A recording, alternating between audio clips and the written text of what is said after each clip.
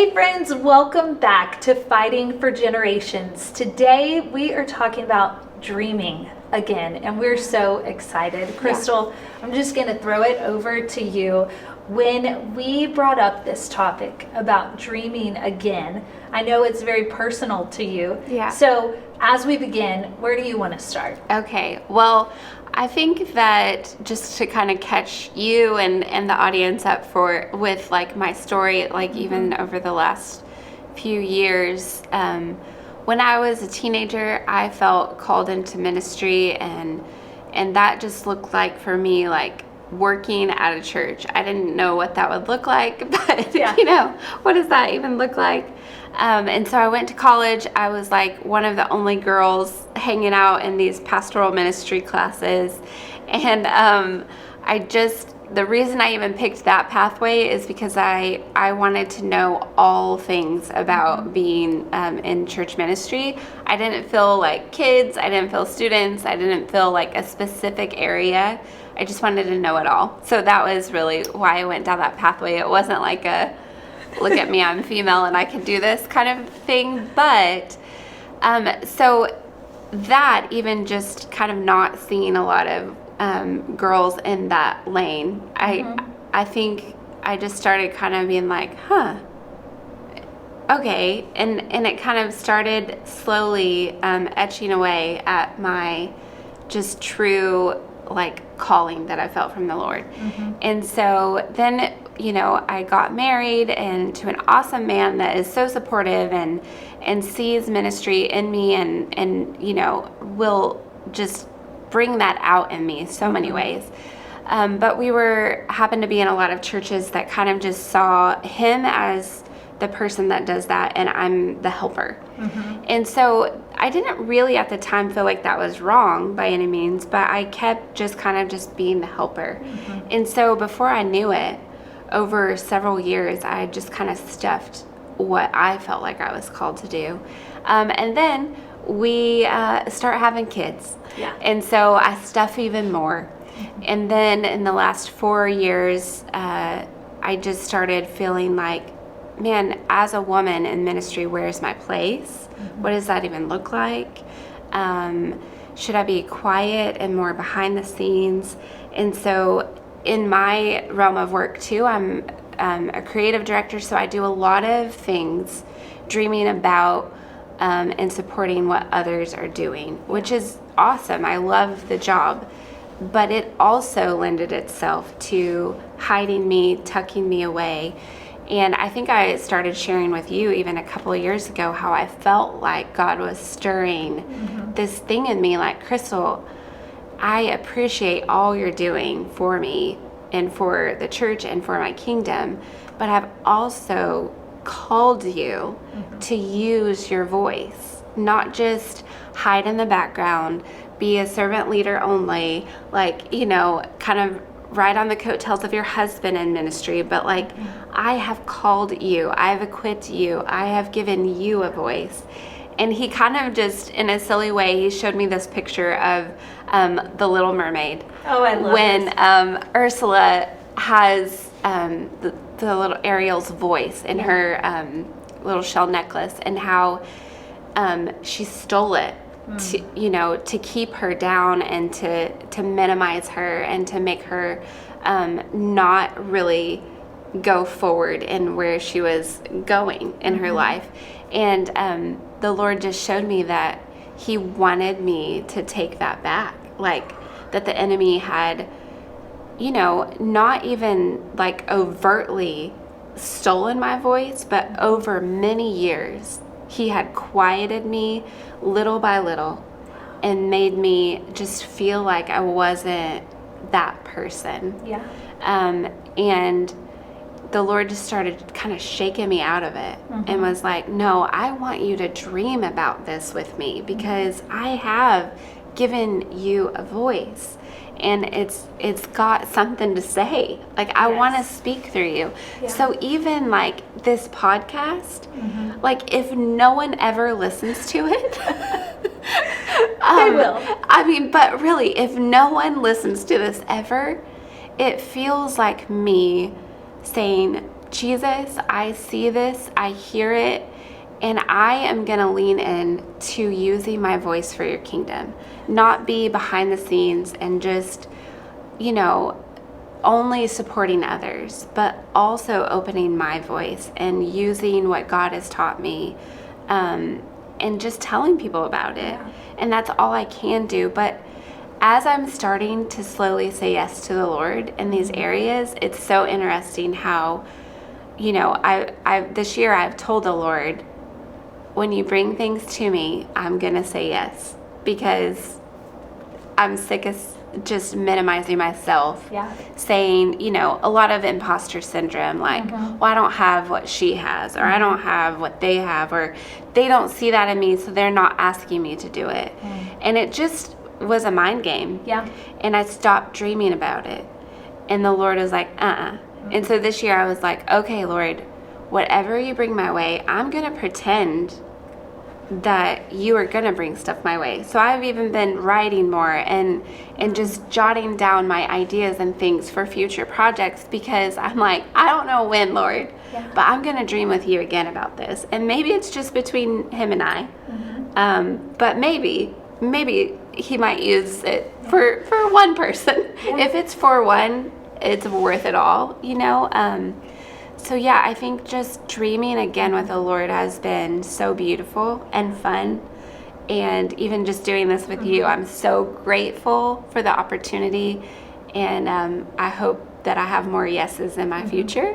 I think there's such obedience in dreaming with the Lord. Yeah. I think as believers, there can be a faux humility, this fake humility of, I'm going to stand in the background. Yeah. And it's really a tactic of the enemy to minimize us and to cause us to have a lack of faith in what God can do in and through us. Yeah. And so I think there's such great obedience in dreaming with the Lord and allowing him to show us that he can do immeasurably more than we could ask or imagine. And I just think, why does it matter?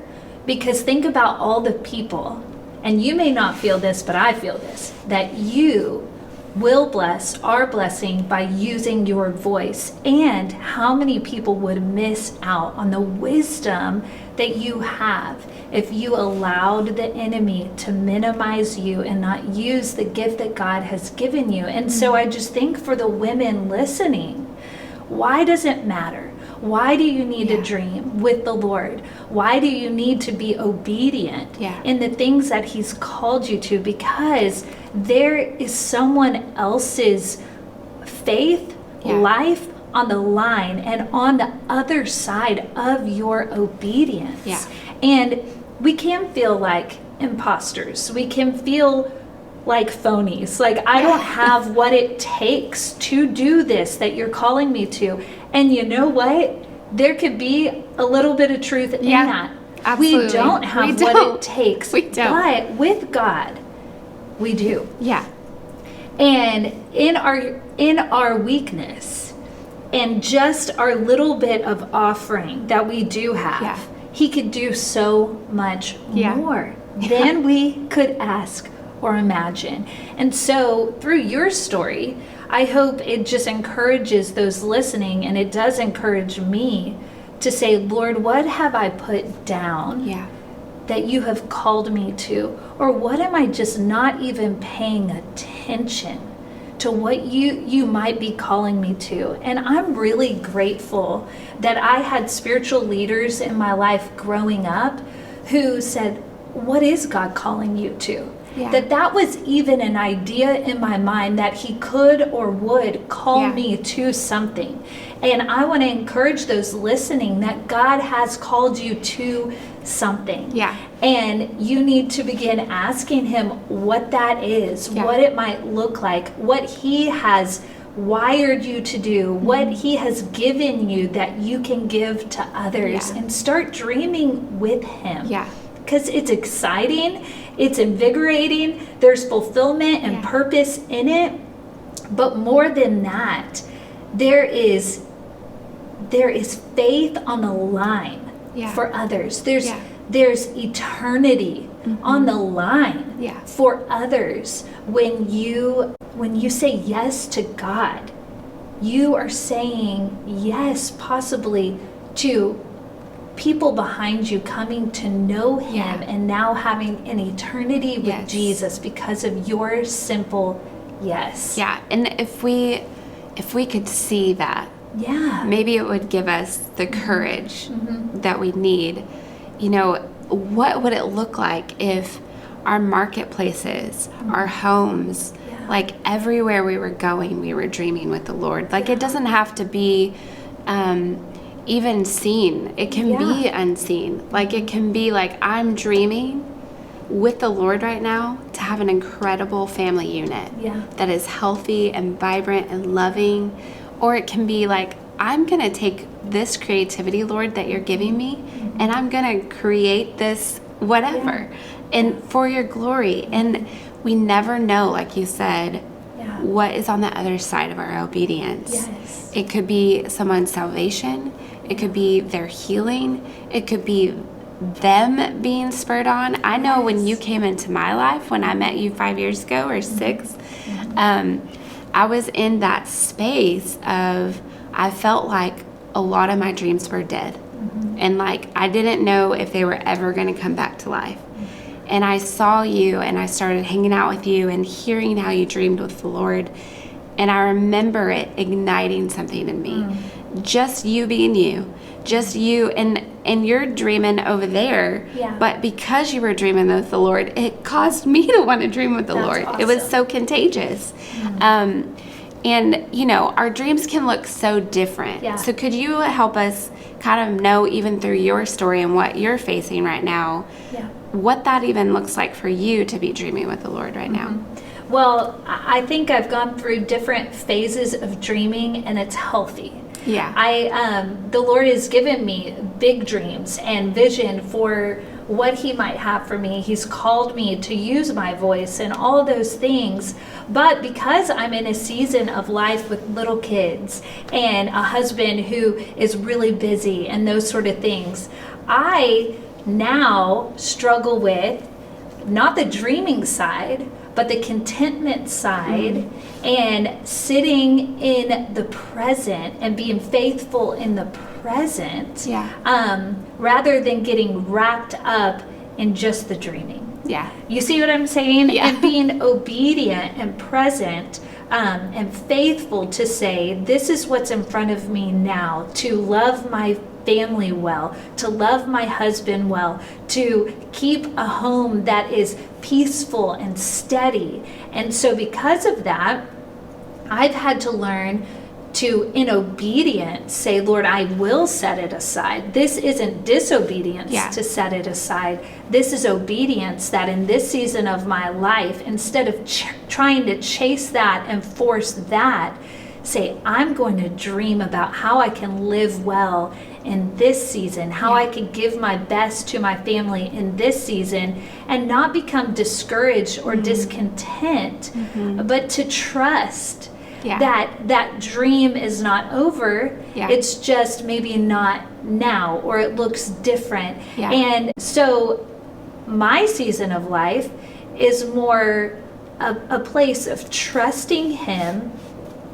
And when I feel the restlessness begin to well up in me, bring that before him and say, okay, Lord, is this a holy discontentment? Or is this just discontentment? And what I mean by that is there have been seasons in my life where I feel a restlessness and this holy discontentment where the Lord is saying, hey, let's get moving. Let's go. I've got something ahead for you. But then there are the seasons of just plain discontentment, that's disobedience. And I need to bring it before the Lord. And he says, all right, you need to see what I have for you right now. Don't take it for granted. Don't miss it because you're looking ahead too far. But be present right here. Be content. Look for all the blessings right here. Does that make sense? And so I am often, this has been a struggle maybe in my life that I have always had and will probably always have, because I am ambitious and I'm a natural dreamer, that I have to bring my discontentment to the Lord and always ask him, okay, is this the restlessness that you're starting to ignite something in me and now you're sending me into a new season? Or is this just discontentment that I need to bring before you, place at your feet, and allow you to gift me with the contentment that only you can bring? Yes. And show me the way where I can dream right now in my present life. Yeah. And so it will look different for each person that's listening. Yeah. And they'll have to come before the Lord and ask him, what season am I in right now? What do I need to be doing right now? Do I need to be dreaming? Where do my dreams need to be also? Right. Where do you want to focus my dreaming? Because I do think he wants us to be in a place of dreaming with him. Yeah. It might just be what are we dreaming about? Yeah. And where does he need to push our passions and desires in this season of life? And for me right now, that is, how can I be a great mom? Yeah. How can I be a great wife while doing ministry? Yeah. But my focus is my family right now. That's my work right now, is my family. And that is not the case for everyone, but that's what he's called me to. And I want to dream well there. Yeah. And not just feel like, okay, well, I'm on hold. Yeah. And I've got to just endure this. That's the wrong heartbeat. Yeah. No, my dreams are not on hold. I get new dreams here that I never knew I could even dream. Yeah. That I am going to have a healthy and thriving family. That I have the opportunity to pour into these little disciples that are in my home. And not lose sight of the dreams that are right there. I love that reframing that you just did, because I think a lot of women, if we're honest, we struggle with feeling like a death of a dream because it doesn't look like we expected. And the timing is different than we expected. I always think, I call it the mountain view. When you're driving into the mountains, you'll just see just what looks like this row of incredible mountains. And the further you drive in and get closer, you realize that one is a mile back. And that one is way to the left. And they're not just in a row. And, the closer sometimes that we get to our dreams, the more we realize the timing is not exact. The people that we thought were going to be there aren't exact. And, I think that a lot of us can cycle down into a grieving process because it doesn't pan out the way that we thought, or doing what we thought we would do when we were mamas looks different than before, and it's not that they're dead, but that I love how you reframed that they are just different dreams right now. And God is shifting your passion, because you are a dreamer. We are dreamers with the Lord.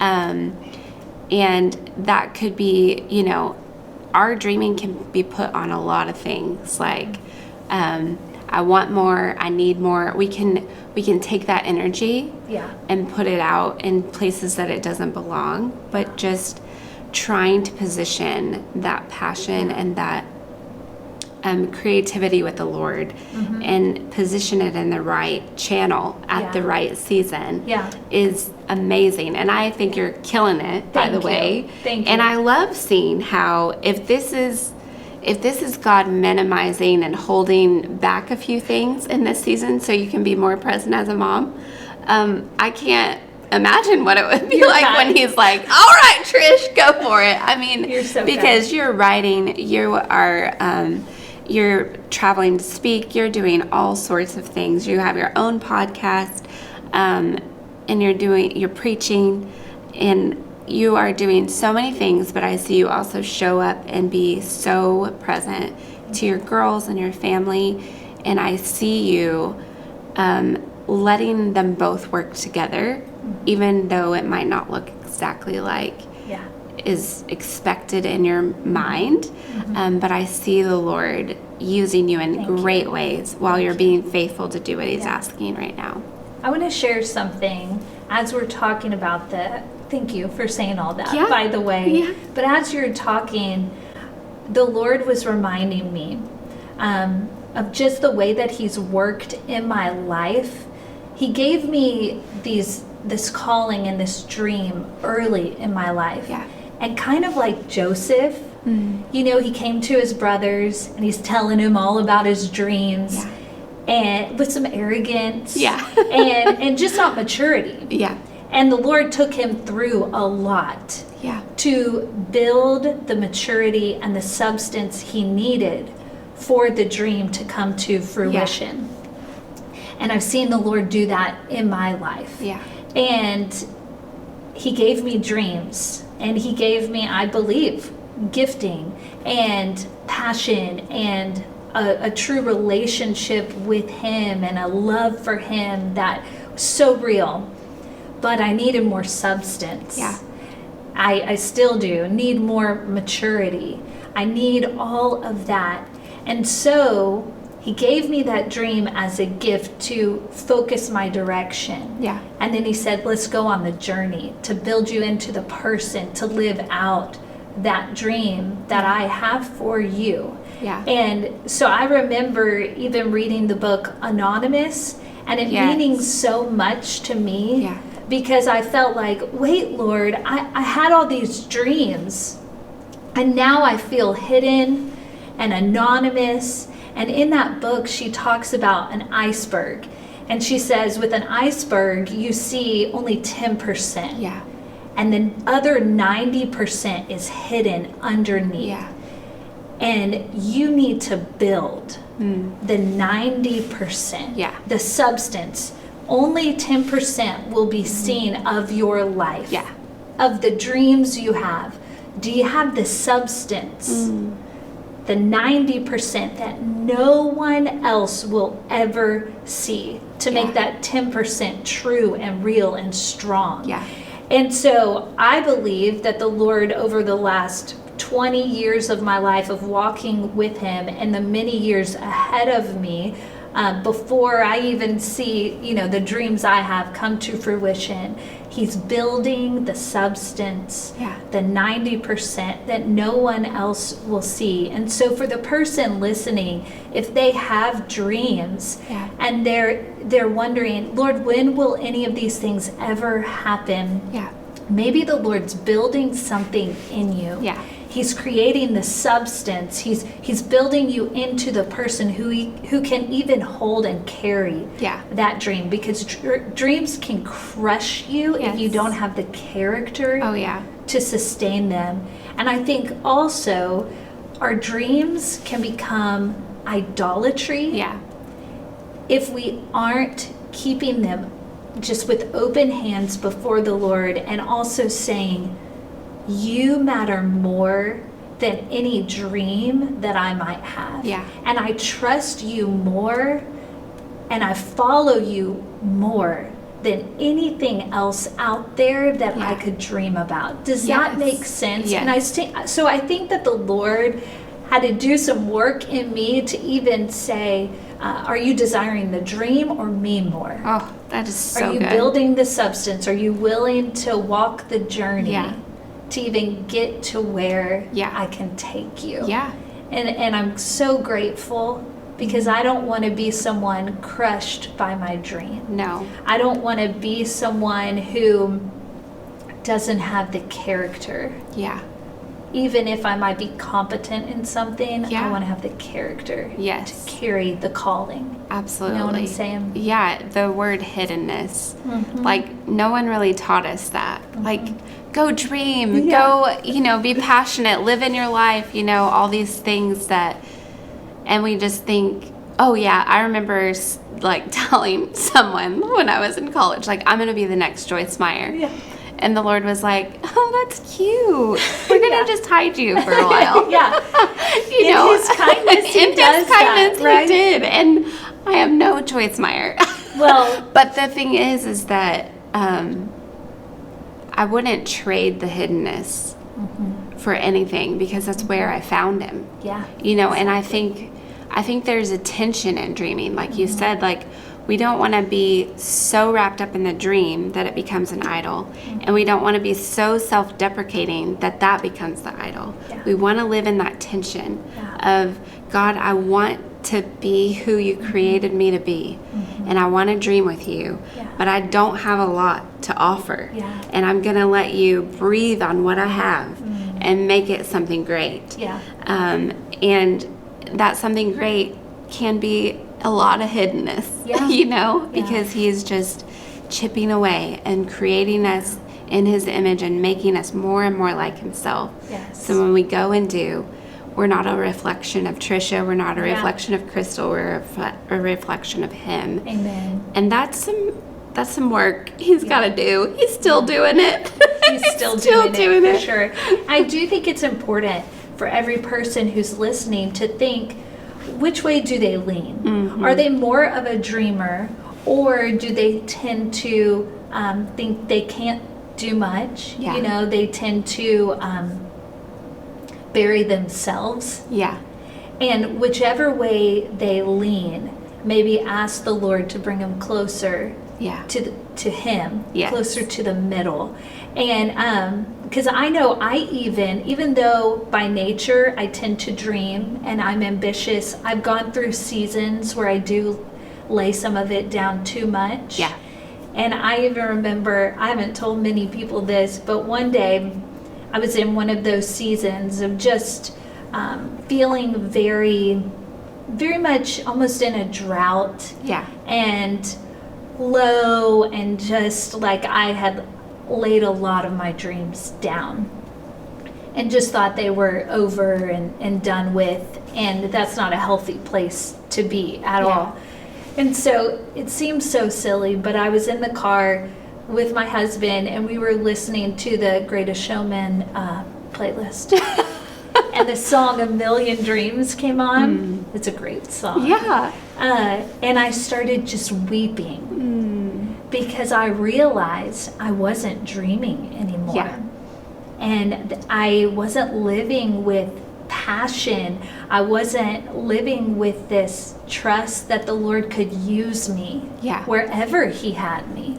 That I felt myself becoming complacent. And for me, I think that's the danger of not dreaming. Is that I go to a place of complacency, apathy, and it can be kind of scary for me when I start feeling myself leaning in that direction. And so, as silly as it is, that was a moment that I remembered that the Lord got my attention and just said, come on, let's reignite that fire in your heart and start dreaming again. And so I just want to encourage the person who maybe is in a place or a season where they feel kind of low, or they feel like, it's just not for me. I don't have anything to give. God can't use me for whatever reason. We all have all kinds of reasons why we feel that or think that. I just want to encourage you by saying you can dream again with him, and he wants you to. Because he can use you, and he wants to use you for his kingdom. And for the betterment of the lives around you. And I think that when we get caught up in comparing our dreams to another person's, like we can be like, oh man, they're doing that.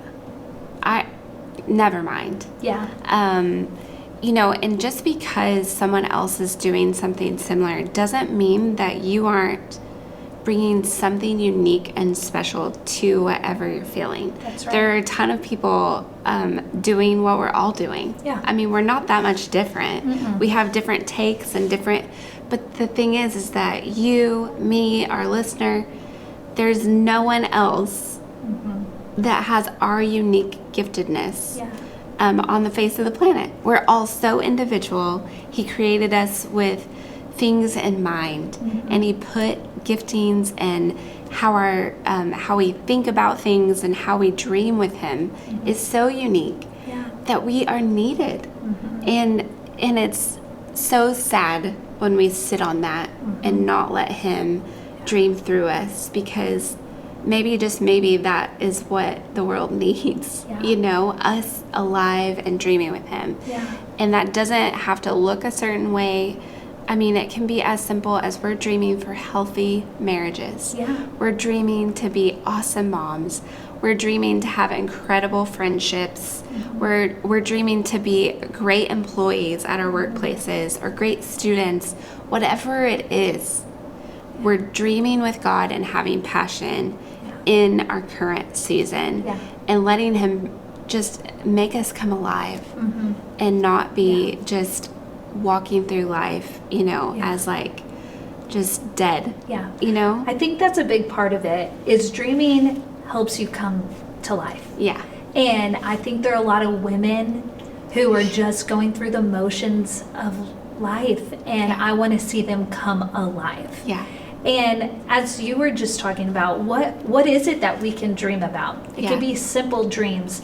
One thing that I did with my daughters and for myself was we just wrote out, who do I want to be? Who do I want to become? And simple things. I want to be kind. How do I want people to experience me? I want to be a kind person. I want to be a joyful person.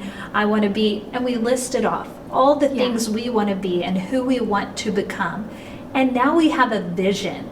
We have a dream for who we want to be. And it's awesome, because when we're not being that person, I do this for myself. I'm like, that's not who I want to be. That's not who I am. And so I make the correction. So I think that's one part of dreaming, is that it gives us vision for who we want to be, where we want to go, the direction that our life is headed. Instead of just going through the motions and kind of aimlessly just walking through our days. We will end up at the end of our lives looking back going, man, did I waste my life? And not that any life is wasted, because we all were placed here for a purpose, on purpose, but we want to use our days well. And so dreaming allows us to live a life to the fullest, to live a life unwasted. And that is what God would have for us, so that at the end of our life, when we see him face to face, he says, well done, good and faithful servant. Honestly, that is my dream. That the Lord at the end of my days would look at me and say, well done, good and faithful servant. And that will look different in different seasons, a life of faithfulness, but that's what I want from my life. And so I just want to encourage everyone, who do you want to be? What do you want to become? Maybe write those things out, so that you have a vision and something that you're dreaming towards. Oh, that's so good, Tricia. Wow. Well, hey, we are so glad that you joined us today, and we can't wait to catch you on the next podcast.